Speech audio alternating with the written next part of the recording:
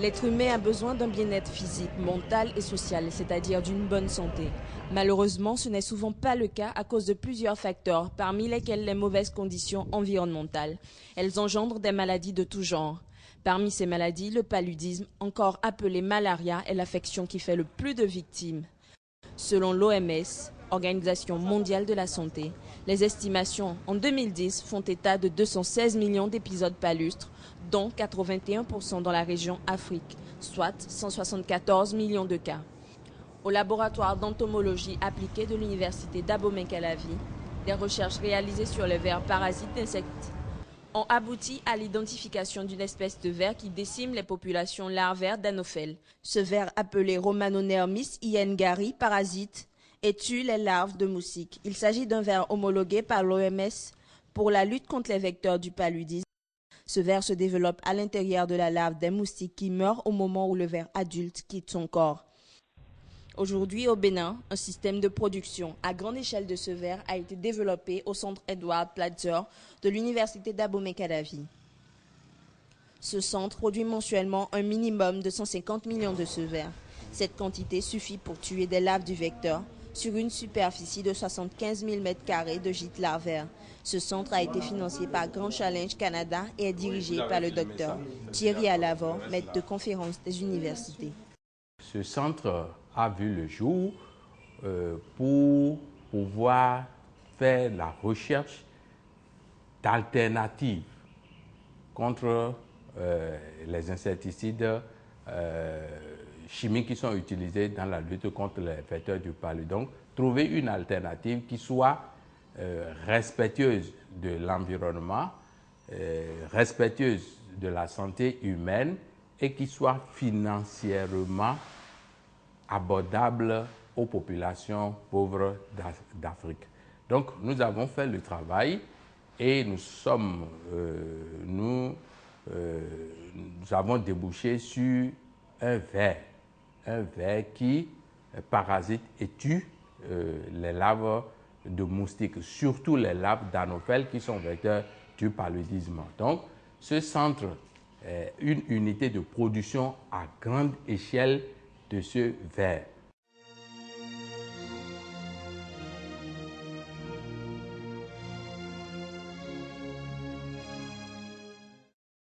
Vous savez, il s'agit des vers qui ont été isolés pour la première fois en 1927. Les recherches ont été faites sur ça pour prouver leur côté inoffensif. En Amérique latine, c'est ça qu'on a utilisé particulièrement au Mexique pour éliminer le paludisme. Mais malheureusement, personne n'a réussi à produire ces vers en Afrique. Aujourd'hui, ces choses faites, nous pouvons utiliser cela à volonté sans craindre le moindre danger. Au contraire, le bénéfice sera de brouter dehors l'utilisation massive des insecticides dangereux que nous importons en Afrique et déversons dans les maisons ou dans les écosystèmes.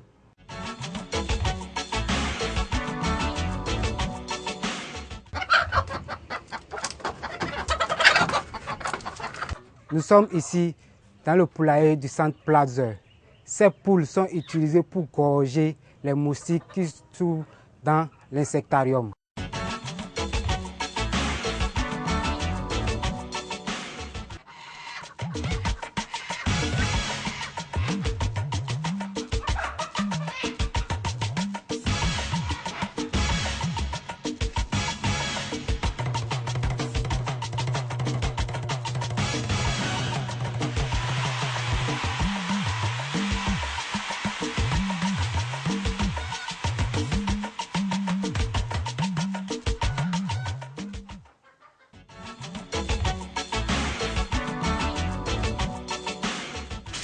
Nos moustiques qui avaient piqué les coques ont pondu des œufs et c'est la collecte des œufs que nous allons faire ce jour. Ces œufs sont pondus dans des bacs. Nous allons retirer ces bacs des cages qui contiennent les moustiques que nous allons ramener à la salle de production. Nos œufs que nos moustiques ont pondus là-bas, que nous avons ramenés dans la salle de production, nous allons les partager dans les bacs contenant 2 litres d'eau.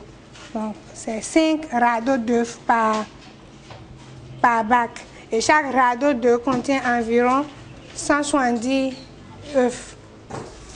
Donc, c'est ça les radeaux. On prend 5 que nous mettons dans les bacs.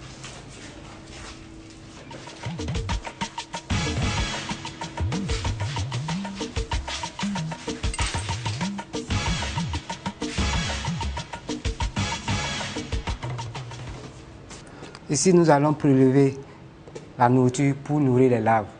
On prend 25 grammes pour 1 litre d'eau qu'on va écraser au moulinex. Ici, dans la salle de production, chaque bac a droit à 10 ml de la nourriture.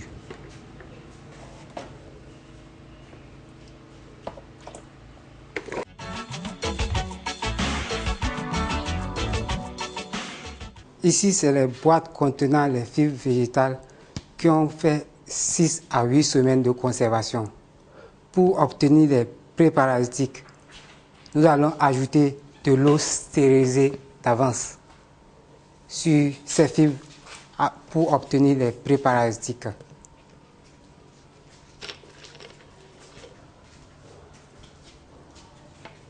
Après ajout de l'eau sur ces œufs, nous allons laisser incuber pendant quelques heures.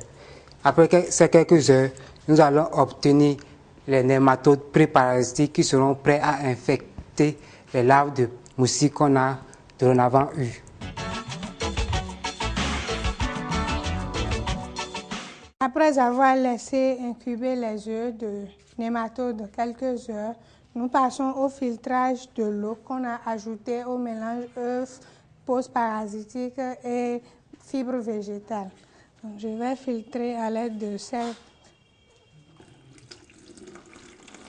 Maintenant, cette eau que j'ai ici contient les préparasitiques qui vont me servir à infecter les larves. Pour savoir combien de préparasitiques j'ai dans cette eau, j'évalue le volume de cette solution à l'aide d'un bécher comme ça. J'évalue le volume. Après avoir évalué le volume, je prends 10 ml de cette solution-là que je dilue avec 10 et 90 ml d'eau. J'ajoute les 90 ml d'eau pour diluer la solution. Après avoir dilué, maintenant, je passe à la loupe pour compter le nombre de préparasitiques que j'ai par millilitre de solution dans la solution diluée, que je vais convertir connaissant le volume de la solution mère. Donc, arrivé ici, je pipette 1 ml de la solution que j'ai diluée. Je pipette 1 ml que je partage dans les 10 creux de ma boîte de comptage. Donc, je partage les 1 ml. J'allume ma loupe pour maintenant compter le nombre de J2 que j'aurai dans chaque goutte que j'ai partagée.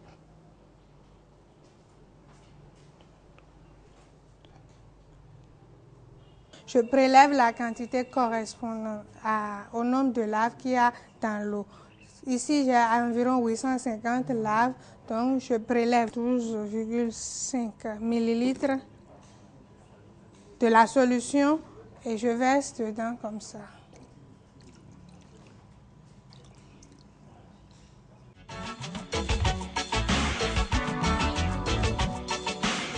Vous voyez sur le tamis maintenant, il y a les cadavres des larves, de moustiques et les nématodes post-parasitiques.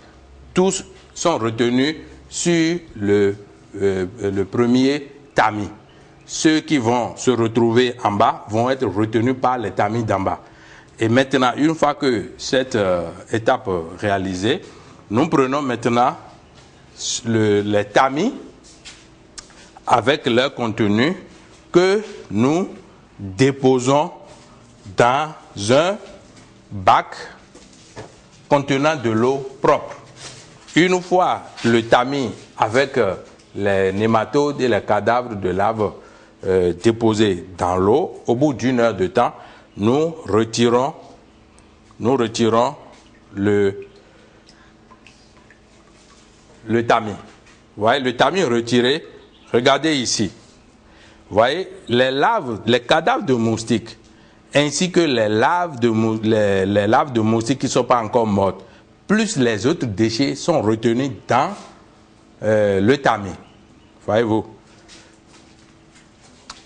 Maintenant, vous voyez ici les nématodes qui sont allés en bas, qui se retrouvent dans l'eau.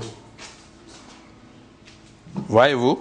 Donc, il est maintenant aisé de récolter ces nématodes-là. Vous voyez. Et on les récolte avec une aiguille fabriquée comme ça. Et on dépose dans ce verre contenant de l'eau propre. Donc,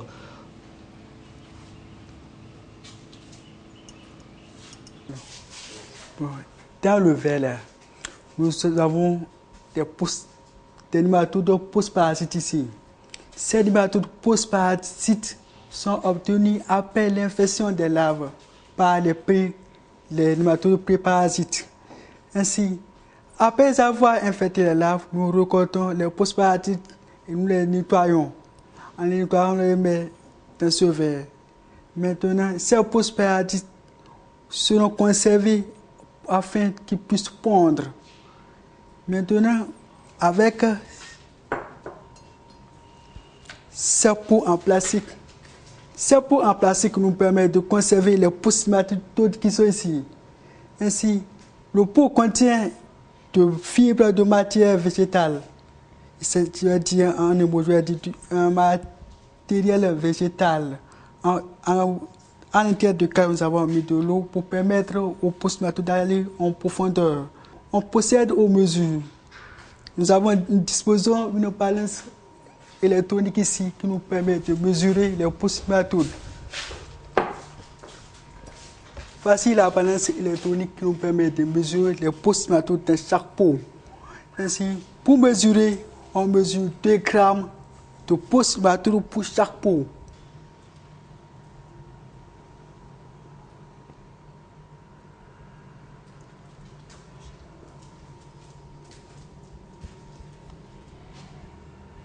Après avoir mesuré les 2 grammes de nématodes post-parasites dans chaque pot, nous déposons les pots pendant quelques heures afin que les post-parasites puissent enfoncer sous les fibres végétales. Après les heures là, après avoir enfoncé sous les fibres végétales, nous procédons au filtrage de l'eau. Après avoir fait ça, nous procédons à la fermeture des pots à l'aide d'un couvercle. Après avoir fermé, on les dépose dans la salle de conservation. La température est réglée à 27 degrés. 27 degrés, c'est la température idéale pour les nématodes afin que la productivité au niveau des femelles soit la plus élevée possible. Ça permet également une longévité normale pour les nématodes. Donc, nous avons essayé de maintenir la température à 27 degrés grâce à un climatiseur split. Donc, les nématodes sont conservés ici. Vous avez vu, c'est classé, conservé en fonction de la date de production et conservé pendant 6 à 8 semaines. Pendant cette durée de temps, les 6 à 8 semaines, les nématodes post-parasitiques pondent au maximum. Chaque femelle est capable de pondre jusqu'à 2500 œufs. De sorte que dans une boîte, voyez-vous, dans une boîte contenant 2 grammes de nématodes post-parasitiques, au bout de 8 semaines, nous obtenons jusqu'à 1 million de nématodes infectieux. Donc, dans une boîte comme ça, vous avez environ 1 million de nématodes. La moyenne, c'est au moins 500 000 nématodes infectieux dans chaque boîte. Donc, cette quantité, les 500 000 nématodes, suffit pour traiter 500 mètres carrés de gîtes larvaires. Donc vous voyez, cette production-là, ça permettra, dès que la pluie va commencer, ça nous permettra de traiter des dizaines d'hectares.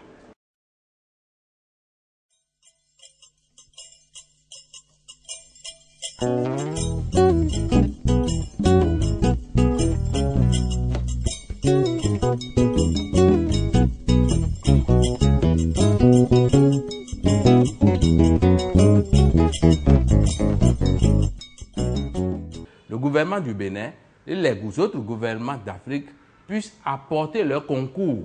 Les Canadiens sont au Canada, ils n'ont pas de problème du paludisme.